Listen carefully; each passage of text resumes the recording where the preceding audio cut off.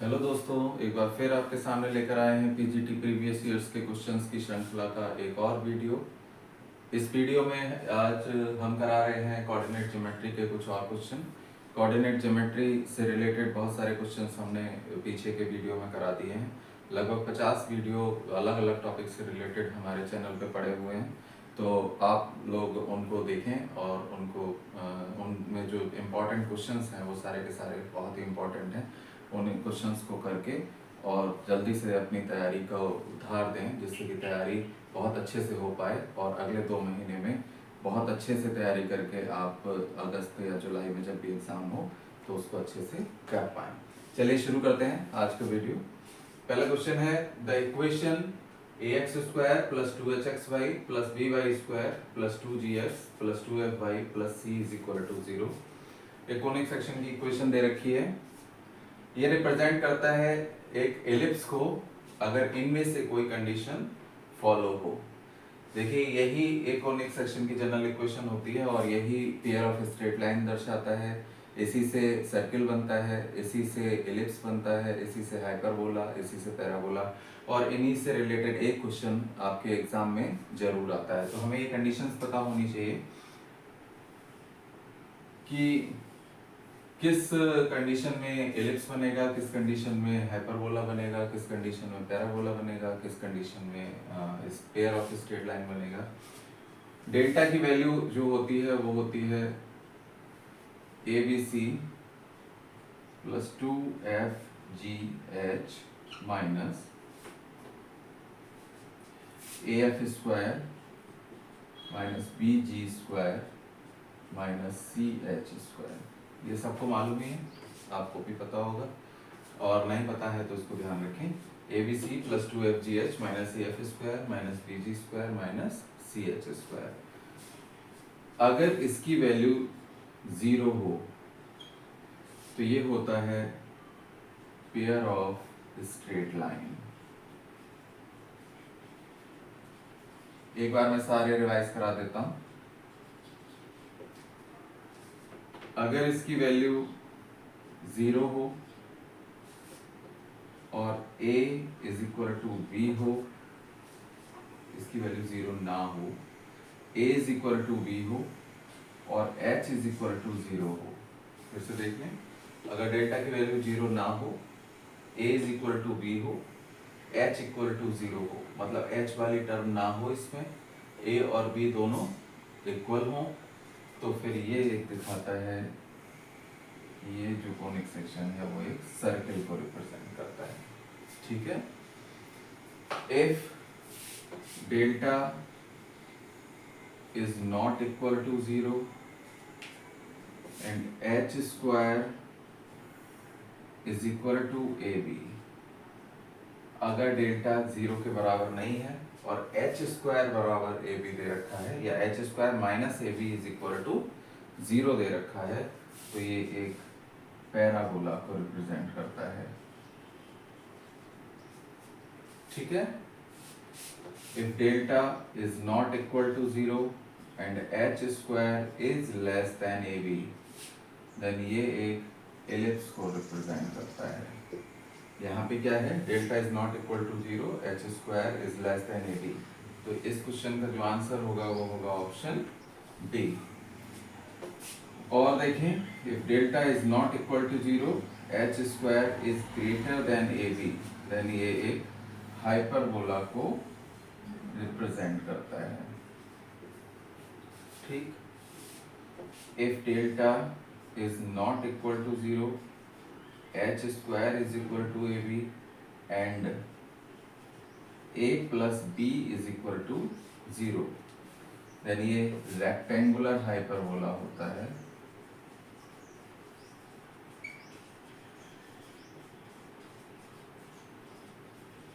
तो ध्यान रखेंगे कि एक पेयर ऑफ स्ट्रेट लाइन को दिखाएगा जब डेल्टा इज इक्वल टू 0 होगा, इसकी वैल्यू 0 हो तो पेयर ऑफ स्ट्रेट लाइन। एक क्वेश्चन इससे आता है, अगर डेल्टा 0 के बराबर नहीं है, A = B है और H = 0 है, तब सर्किल दिखाता है। डेल्टा 0 के बराबर नहीं है, h² = AB है, तो पैराबोला। डेल्टा 0 के बराबर नहीं है, h² is less than AB है, तो एलिप्स। और डेल्टा अगर 0 के बराबर नहीं है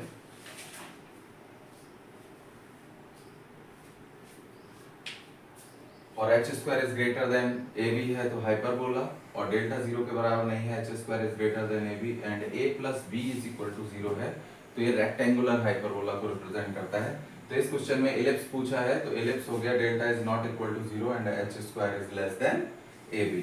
और इनमें से कोई ना कोई एक कंडीशन जरूर एग्जाम में पूछी जाती है, तो इसको बहुत ध्यान से याद कर लें और एक एक बार इसको प्रैक्टिस कर लें, इनसे रिलेटेड क्वेश्चंस की भी प्रैक्टिस कर लें।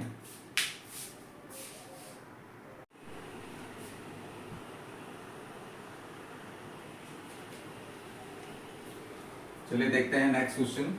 The line Lx plus My plus n is equal to 0 is a normal to the ellipse। ये जो लाइन दी है वो एलिप्स पर, एक एलिप्स है x square plus A square plus Y square upon B square is equal to 1 पे normal होगा अगर ऐसा है A square upon M square plus B square upon L square equal to this one, या ए square upon L square plus B square upon M square is equal to this one, या ए square upon L square minus B square upon M square is equal to this, या इनमें से कोई नहीं। तो condition ये है, ये पीजीटी में 2005 में आया है और टीजीटी में 2011 में आया है, दोनों में ही आया है, तो बहुत ही इंपॉर्टेंट क्वेश्चन है कि हमें इक्वेशन ऑफ द नॉर्मल लिखनी है इस एलिप्स पर और उसको इससे कंपेयर करा देंगे।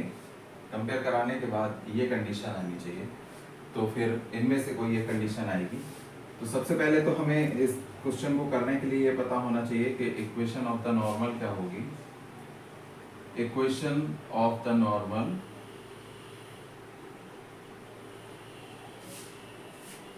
टू द एलिप्स, एलिप्स कौन सा है, x square upon a square plus Y square upon B square is equal to 1 at point a sec a cos theta comma B sine theta क्या हो जाएगी, याद होगा आप लोगों को, और अगर याद नहीं है तो फिर याद कर लें। वो होगी A X sec theta minus B Y cosec theta is equal to A square minus B square. ये इक्वेशन ऑफ द नॉर्मल होती है एलिप्स पर, जो पॉइंट है इस वाले पॉइंट पे A cos theta comma B sine theta पर। और एक इक्वेशन दे रखी है L X plus M Y is equal to minus का एन, ये भी इक्वेशन है नॉर्मल की, दोनों को कंपेयर करा दें तो ये हो जाएगा A sec theta upon L is equal to minus B cosec theta upon M is equal to A square minus B square upon minus M. ठीक है, यहाँ से हम ए अपॉन एल निकाल लें। कहाँ से देखा हमने, या ए अपॉन एल होगा या ए अपॉन एम होगा, तो यहाँ से ए अपॉन एल आ रहा है, इसका मतलब ये वाला ऑप्शन तो नहीं होगा, इन्हीं दोनों में से या फिर तीसरा होगा। तो A upon L is equal to हो जाएगा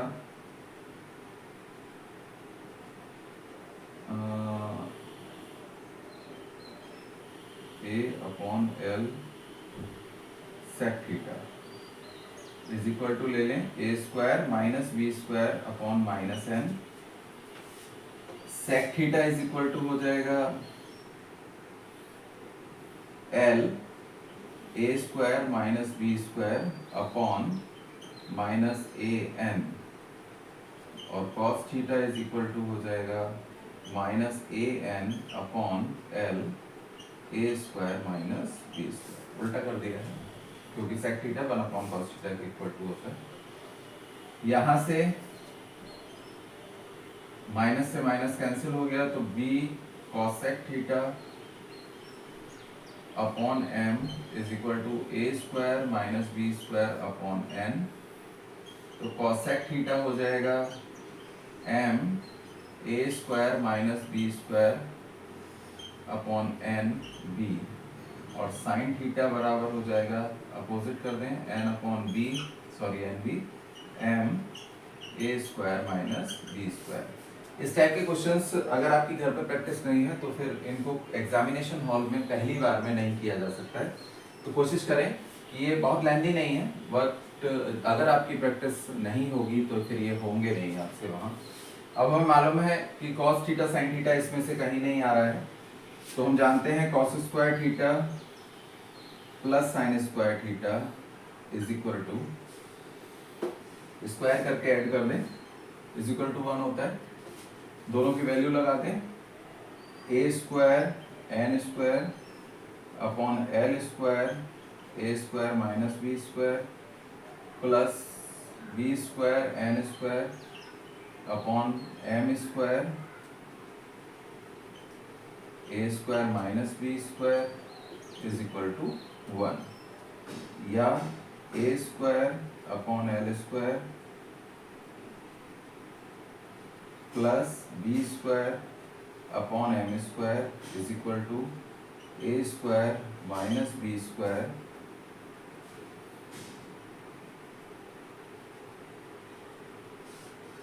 upon a square minus B square upon n square. कहीं एक होल स्क्वायर छूटा है,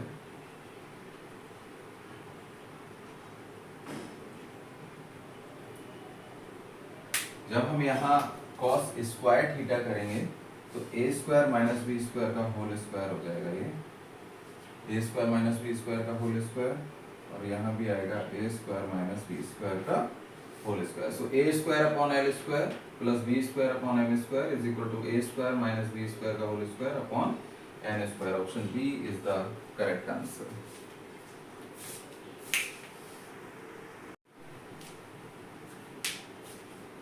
चलिए करते हैं next question.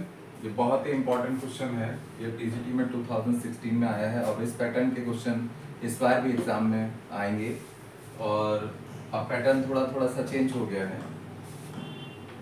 Let S and S dash be the foci and B dash be the minor axis of an ellipse। एक ellipse की minor axis दे रखी है B dash, और दोनों फोकस दे रखे हैं S और S dash। If angle BSS dash equal to theta, then the eccentricity E of the ellipse is, या तो होगी cos थीटा या sin थीटा या tan थीटा या cot थीटा। एसेंट्रिसिटी निकालनी है इस इलिप्स की, पीजीटी में 2016 में आया है। तो एक इलिप्स बना लें, सपोज ये एक इलिप्स है, ये एक्सिस है इसकी, सेंटर, ये फोकस S डैश, और ये B डैश, ये डिस्टेंस दे रखी है, B डैश माइनर एक्सिस हो गई, और A डैश मेजर एक्सिस हो गई, S और S डैश इसके फोकस दे रखे हैं, और एंगल BS डैश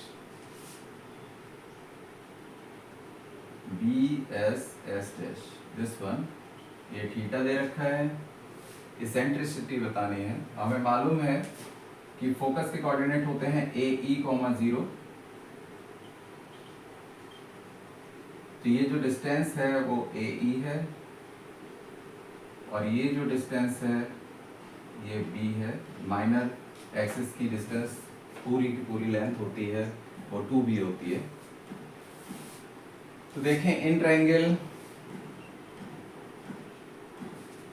ये राइट एंगल ट्रायंगल है OSB,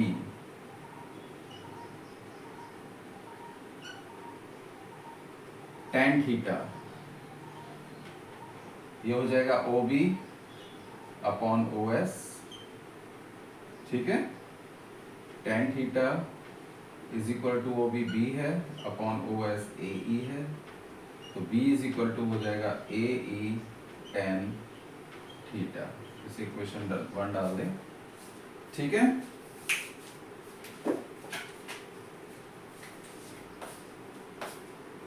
अब हमें मालूम है द इसेंट्रिसिटी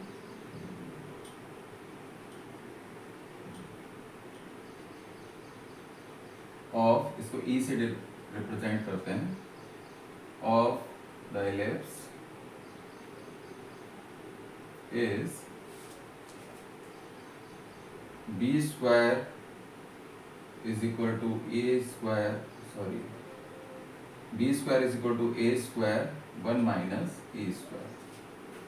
तो ये ई जो है वो इसेंट्रिसिटी है जिसकी हमें वैल्यू निकालनी है। ये रिलेशन होता है b square upon a square is equal to 1 minus e square, या फिर e square is equal to 1 minus B square upon a square. कैसे भी लिख सकते हैं, सबसे आसान तरीका है इसको याद करने का यही वाला, तो मैंने ये लिख दिया b square is equal to A square 1 minus e square. B की वैल्यू लगा दें यहाँ से, a square e square tan square theta is equal to A square minus a square e square, अंदर मल्टीप्लाई कर दिया, इसको इधर ले आए हैं, a square e square tan square theta plus 1 is equal to A square, तो e square sec square theta 1 plus tan square theta sec square theta, a square से ए स्क्वायर कैंसिल हो गया 1,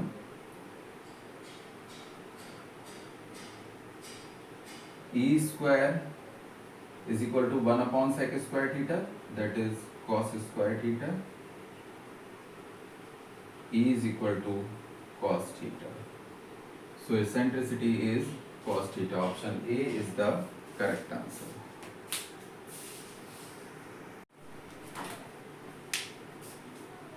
चलिए देखते हैं next question. If the foci of the ellipse x square upon 16 plus y square upon b square is equal to 1 and the hyperbola x square upon 144 minus y square upon 81 is equal to 1 upon 25 coincide. Coincide का मतलब हो गया कि दोनों की focus जो है वो कोइंसाइड कर रही हैं, मतलब उनके जो कोऑर्डिनेट्स हैं वो सेम है। Then the value of b square, इस वाले बी स्क्वायर की वैल्यू फाइंड आउट कर रही है, वो या तो 1 होगी या 5 या 7 या 9। ये टीजीटी में 2003 में आया है और पीजीटी में 2004 में आया है। तो क्या करेंगे, इसमें बी स्क्वायर की वैल्यू निकालनी है। तो इक्वेशन ऑफ द हाइपरबोला दे रखी है this one, x square upon 144 minus y square upon 81 is equal to 1 upon 25। ये 25 को इधर ले आए, एक्स स्क्वायर अपॉन 144 अपॉन 25 ऐसा लिख सकते हैं, minus y square upon 81 upon 25 is equal to 1। A square is equal to हो गया, हाइपरबोला की इक्वेशन जनरल क्या होती है, x square upon a square minus y square upon B square is equal to 1। तो ए स्क्वायर हो गया 144 upon 25 और बी स्क्वायर हो गया 81 अपॉन 25। ठीक है, मतलब a इज इक्वल टू हो गया 12 अपॉन 5 और b इज इक्वल टू हो गया 9 अपॉन 5। ठीक है, then for hyperbola e is equal to होता है under root 1 plus B square upon a square. तो e is equal to under root 1 plus B square 81 upon 25 upon a square 144 upon 25, तो ये हो गया 81 upon 144। e is equal to 144 plus 81 कितना हो गया,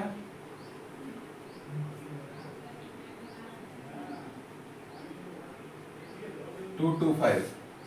ठीक है, तो ये हो गया 225 कितने किसका होता है,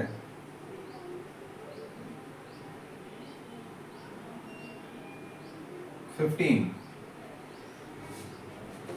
ये हो गया अंडर रूट 225 अपॉन 144। तो e इज इक्वल टू हो गया 15 अपॉन 12 इज इक्वल टू हो गया 5 अपॉन 4। ठीक है, देखिए e की वैल्यू 1 से ज्यादा है, इसलिए ये एक हाइपरबोला है, ये भी पता होना चाहिए। e की वैल्यू जब 1 से ज्यादा होती है तो हाइपरबोला होता है, e इज इक्वल टू 1 निकल के आता है तो वो पैराबोला होता है, और e की वैल्यू 1 से छोटी होती है तो वो एलिप्स होता है। And for this ellipse x square upon 16 plus y square upon b square is equal to 1 के लिए a square is equal to 16 है, b स्क्वायर तो b स्क्वायर है ही, और eccentricity E is equal to होता है, बाद में लिखेंगे इसेंट्रिसिटी, इसके फोकस जो है वो कोइंसाइड कर रहे हैं, मतलब AE की जो वैल्यू है वो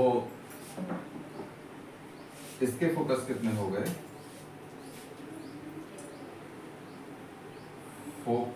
फोकी ऑफ हाइपरबोला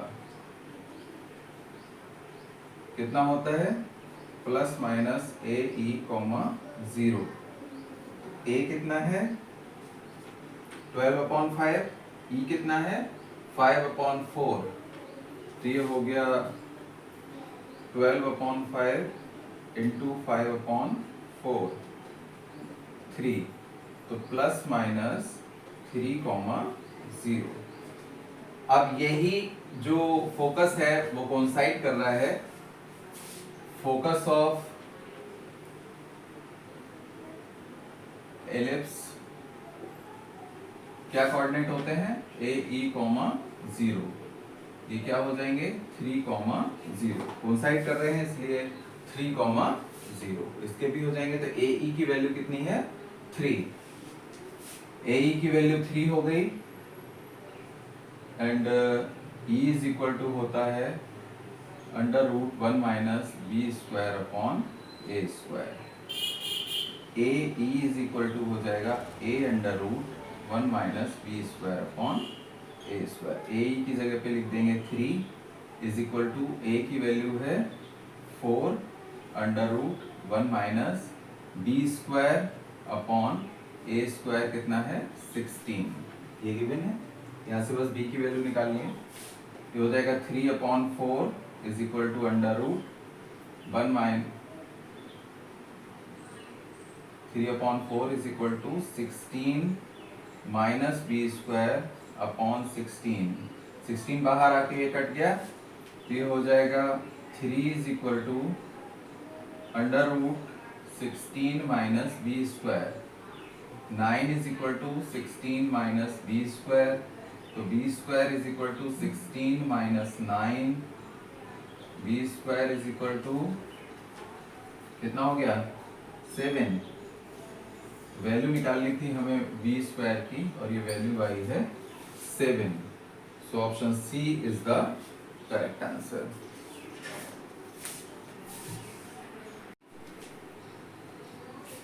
चलिए करते हैं next question.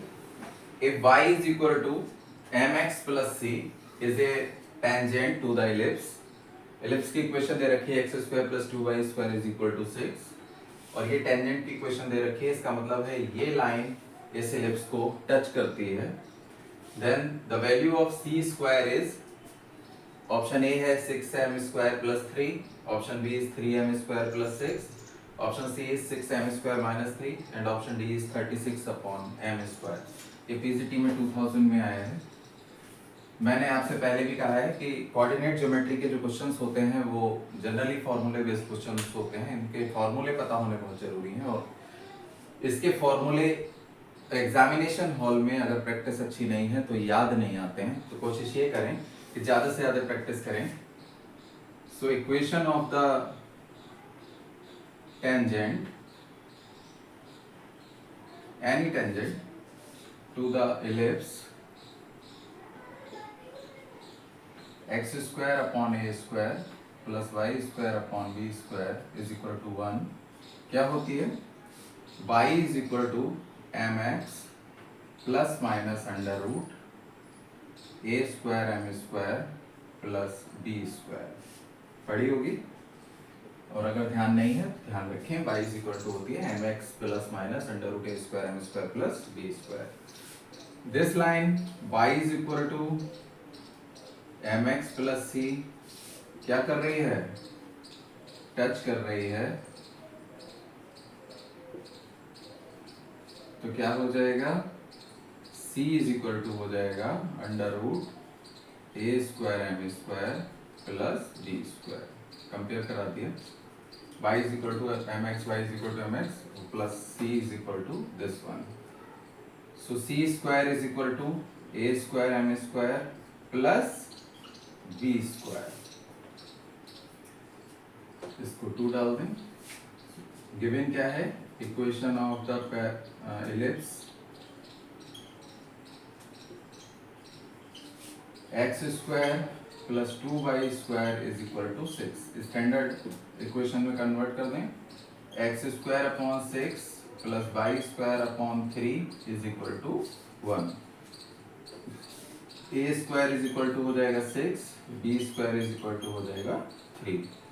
So from 2 c square is equal to, A square की वैल्यू लगा दें 6 एम स्क्वायर प्लस 3, तो c square is equal to 6 m square plus 3। Option a is the correct answer.